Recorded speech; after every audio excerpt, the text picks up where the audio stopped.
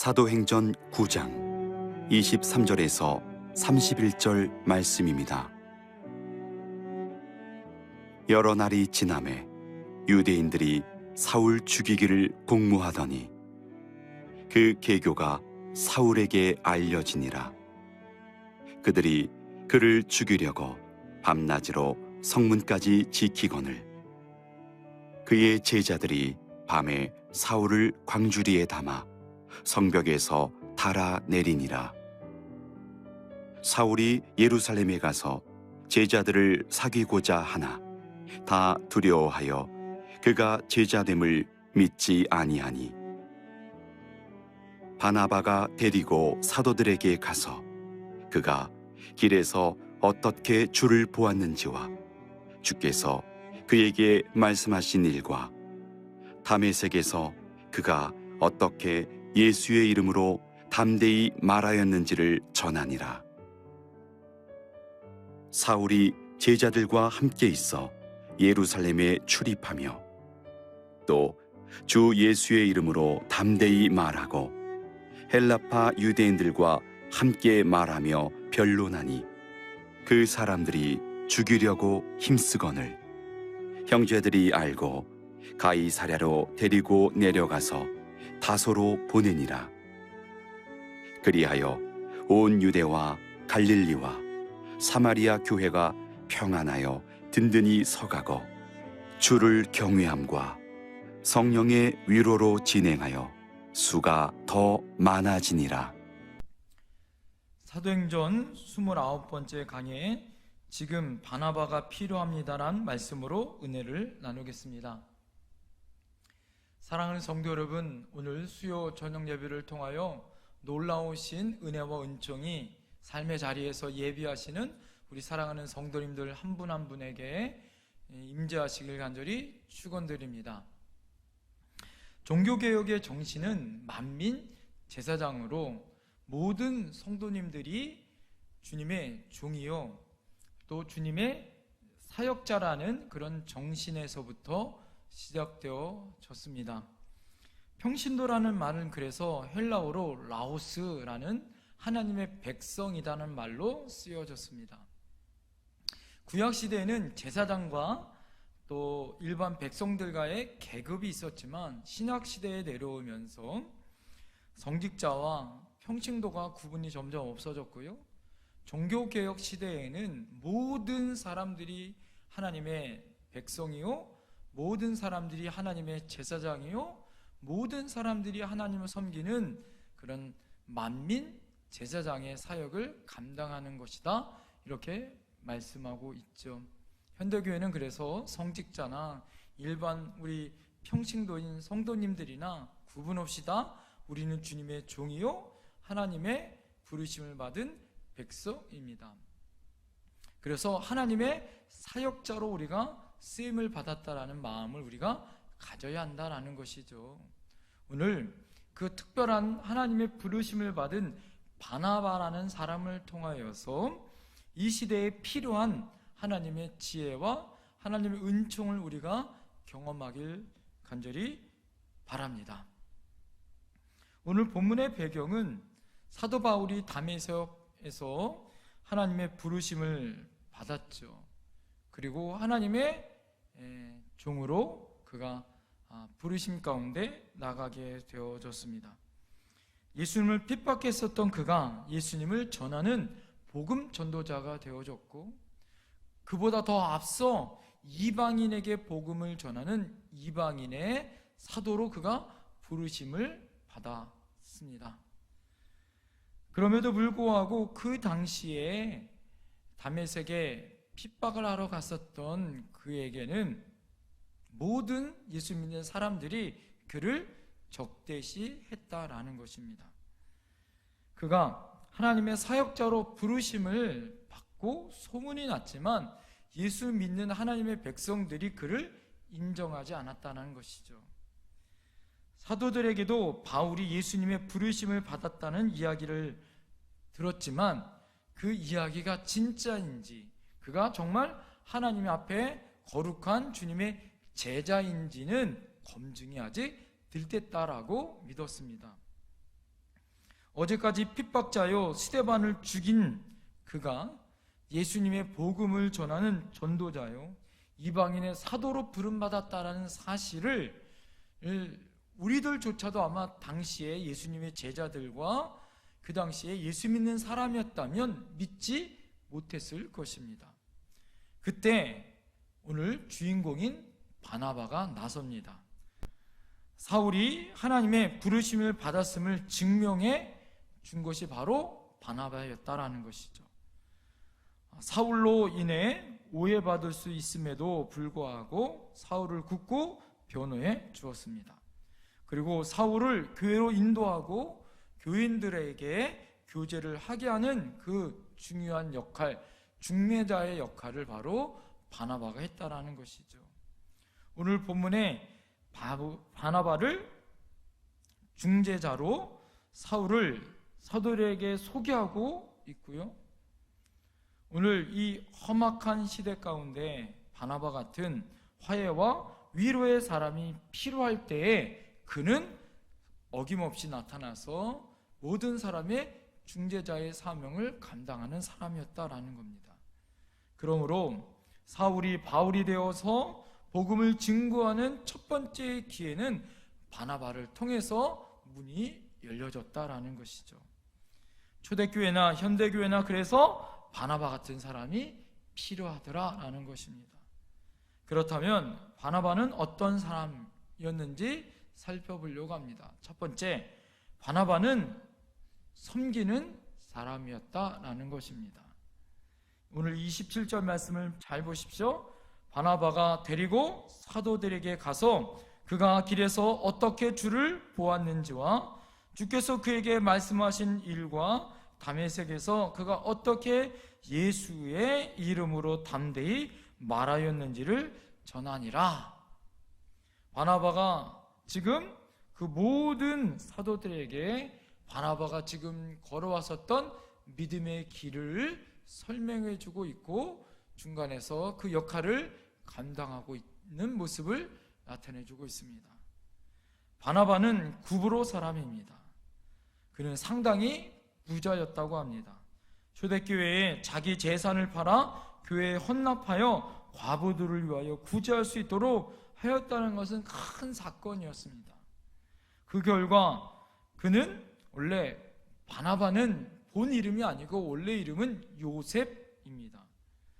그는 본명인 요셉 대신 바나바라고 불렀고요. 그 뜻은 권위자, 격려하는 자, 위로자라는 별명을 얻었어요.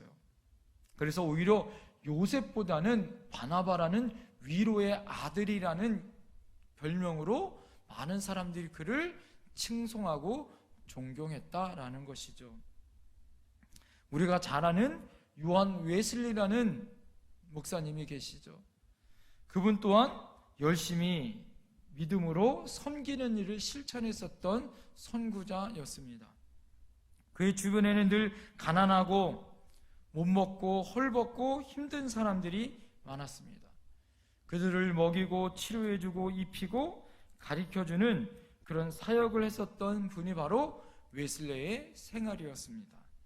그는 가난한 사람의 친구요, 가난한 사람들의 목자요, 그리고 가난한 사람의 사도로 살았습니다. 늘 그 경대 서랍 깊은 곳에는 전대, 돈주머니가 있었다는 거예요. 늘 의심 많았던 부인의 눈에 보이지 않도록 비상금을 몰래 경대 깊은 서랍 속에 두었고 그것들을 빼내어 가난하고 불쌍한 사람들을 도와주었던 분이 바로 웨슬레 목사님이셨습니다.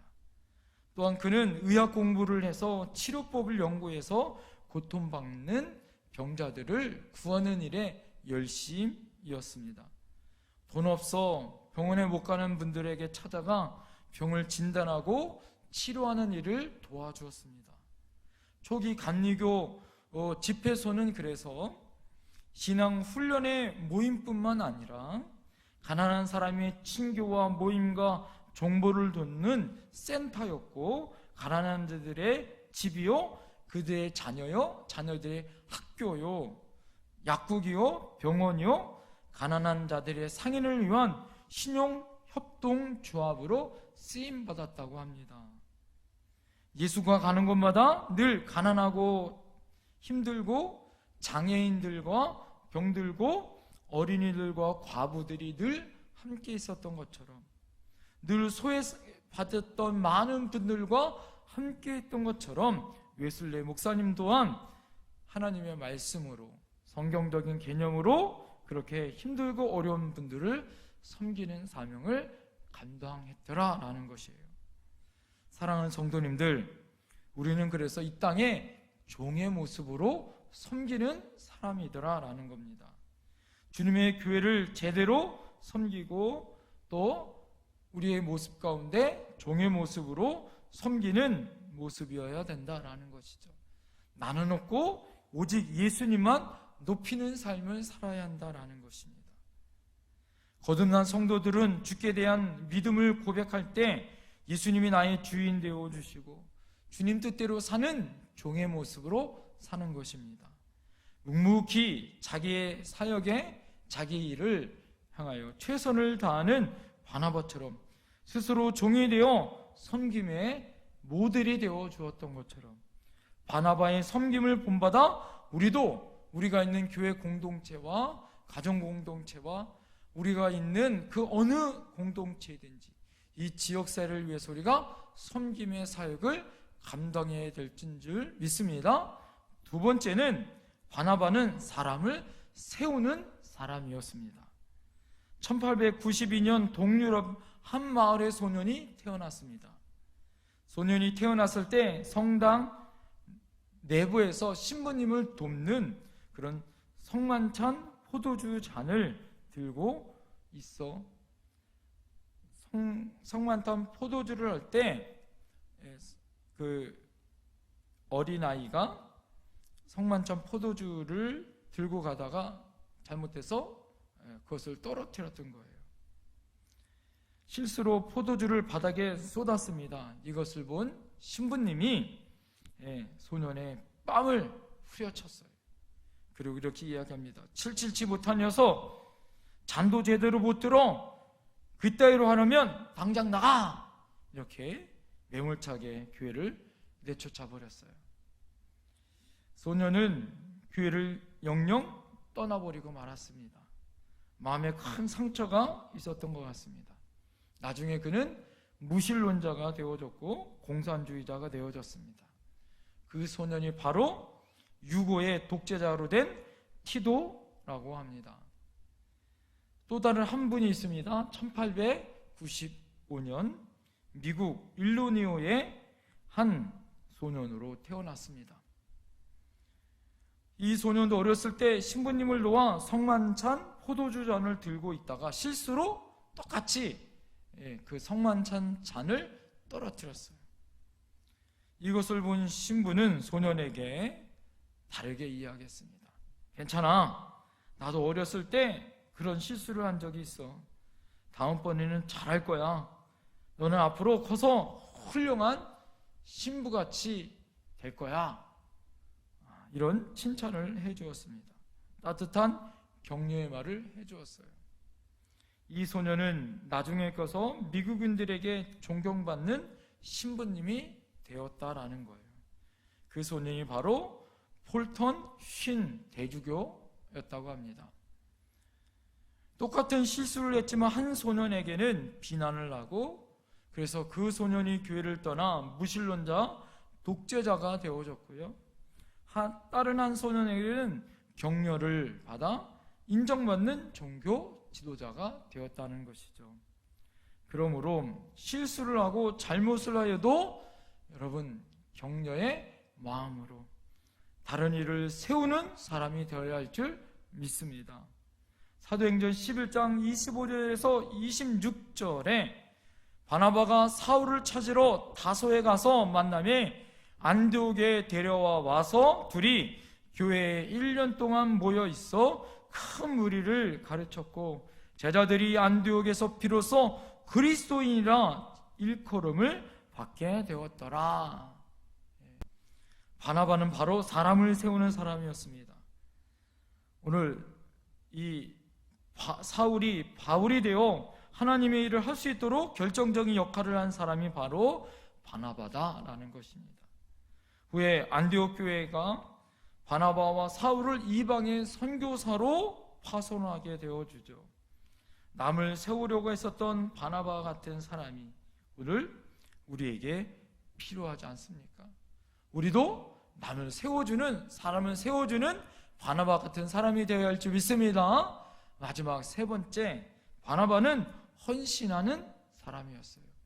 헌신된 사람이었다라는 것입니다. 사도행전 4장 36절부터 37절에 보면 구브로에서 난 레이족 사람이었으니 이름은 요셉이라 사도들이 일컬어 바나바라 번역하면 위로의 아들이라 하니 그가 밭에 있음에 밭을 팔아 그 값을 가지고 사도의 발 앞에 두니라 이렇게 말합니다. 바나바가 자신의 밭을 팔아 교회에게 바치는 것을 보면 바나바 역시 상당한 재산을 가지고 있었던 사람인 것을 우리는 알 수 있습니다. 그런데 자신의 재력을 자랑하는 것이 아니라 오히려 그것을 통하여 주님의 교회에 바치고 이웃을 섬기는 본을 보이는 헌신의 사람이었다라는 것이죠. 누가 보더라도 자신의 토지를 팔아 교회에 바쳤다는 것은 결코 쉽지 않습니다.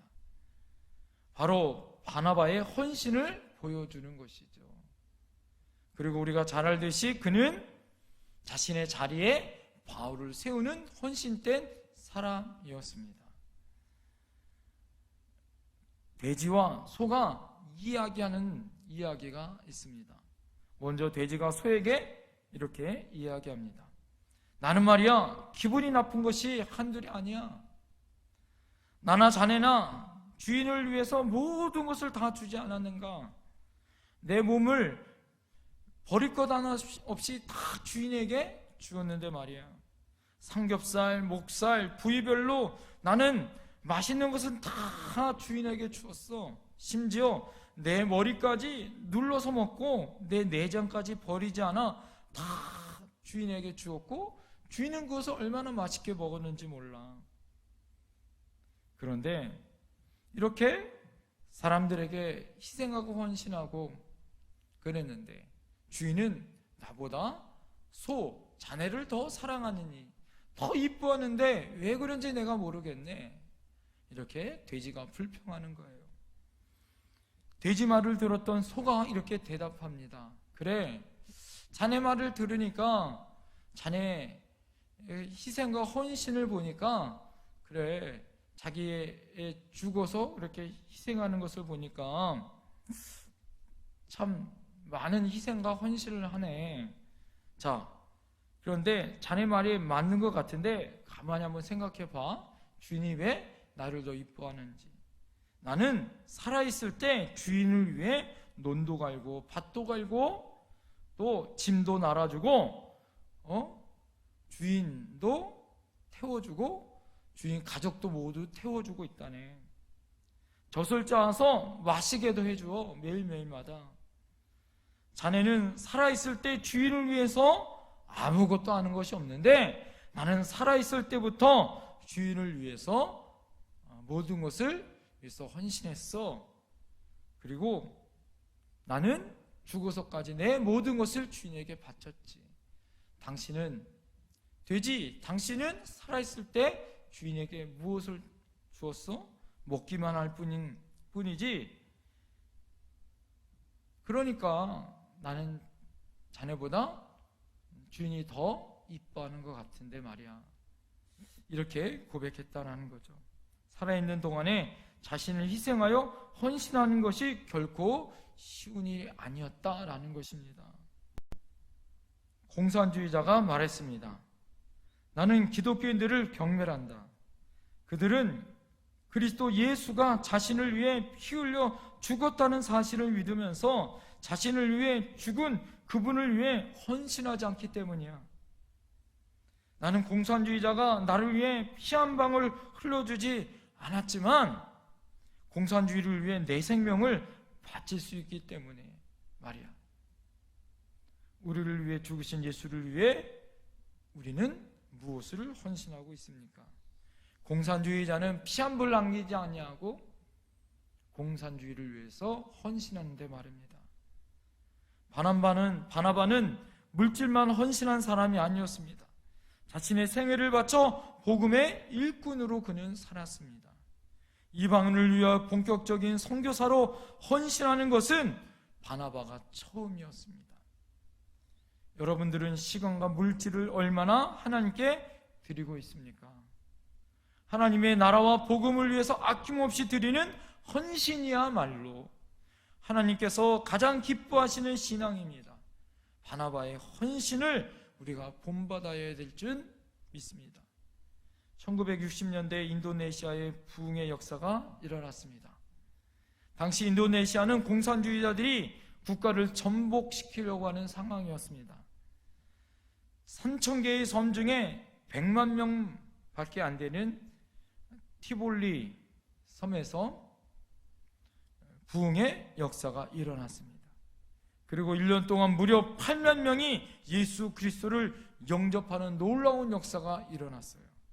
이 부흥의 시장은 라투왈루라는 평신도 한 사람의 기도로부터 시작되어졌습니다. 웨일즈 부흥의 운동은 13년간 하루같이 성령 충만함을 위하여 기도했었던 광부 출신 이반 로버츠로부터 시작되어졌습니다. 하나님, 저를 깨트려 주옵소서, 저를 부숴 주옵소서라는 기도를 6개월 만에 드려 하나님의 은혜 안에 100만 명의 사람들, 그 당시에 10만 명의 사람들이 구원받고 돌아와 영국이 100몇 명의 사람들이 하나님의 은혜 가운데 회개하고 돌아오는 놀라운 역사가 임하게 되어졌습니다. 여러분, 우리 모두 다 이런 한 사람이 필요해요. 라투왈루나 이반 로버츠나 바나바처럼 자기를 희생하여 헌신하는 한 사람. 그래서 잠자고 있는 교회를 깨울 수 있는 믿음의 한 헌신의 사람이 필요할 줄 믿습니다. 그 사람이 깨워 건강한 교회를 만들고 건강한 지역을 만들고 건강한 하나님의 나라를 만들 수 있는 힘 있는 사람이 될 줄 믿습니다. 바울처럼 우리 모두 다 하나님을 섬기는 성도가 됩시다. 부디 사람을 세우는 성도가 됩시다. 그리고 헌신된 성도들이 됩시다. 그 능력의 주님을 찬양하는 저와 여러분들이 될 줄 믿습니다. 기도하시겠습니다. 다 같이 기도하실 때 하나님, 우리에게 역사하여 주옵소서. 우리와 하나님 함께하여 주옵소서. 우리가 주님의 신실한 주의 종이 되겠습니다. 이 시간 우리 주여 한번 외치고 간절히 기도합니다. 주여, 하나님의 은혜 가운데 믿음을 가지고 기도합니다. 오늘 이 시간에 바나바 같은 사람이 필요합니다. 하나님의 섬김의 사람, 사람을 세우고 헌신할 수 있는 믿음의 사람들이 필요합니다. 우리 모두 다 하나님 앞에 이런 헌신의 사람으로 일어서게 하여 주옵소서. 나는 부족하고 연약하지만 하나님의 사람으로 일어나 세울 수 있는 저희들이 되게 하여 주시옵소서. 다 같이 주기도문 하시겠습니다. 하늘에 계신 우리 아버지, 아버지의 이름을 거룩하게 하시며 아버지의 나라가 오게 하시며 아버지의 뜻이 하늘에서 같이 땅에서도 이루어지게 하소서. 오늘 우리에게 일용할 양식을 주시고 우리가 우리에게 잘못한 사람을 용서하여 준 것 같이 우리의 죄를 용서하여 주시고 우리를 시험에 빠지지 않게 하시고 악에서 구하소서. 나라와 권능과 영광이 영원히 아버지의 것입니다. 아멘.